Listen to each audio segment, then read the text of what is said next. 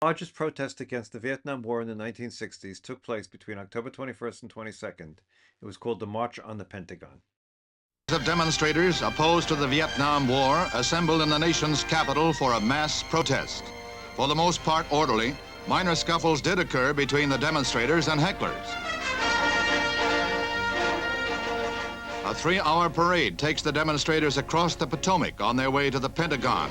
The crowd, estimated at about 50,000 persons, was a loose confederation of some 150 groups and included adults, students, even children.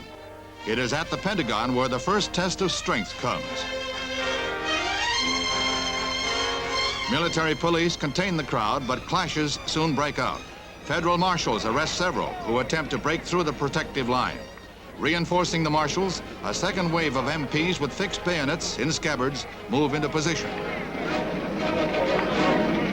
Some 400 demonstrators are arrested, 2 soldiers are injured, and tear gas is used. 6 break into a Pentagon side door, but are quickly apprehended in the day-long disturbance. The next day, campfires are lighted to hold off the autumn chill. The same weekend saw nationwide demonstrations supporting American GIs in Vietnam. The Pentagon protest was less violent in its second day of sitting in. The 2-day protest ends with over 600 arrested and the widespread opinion that the demonstration made everyone a loser.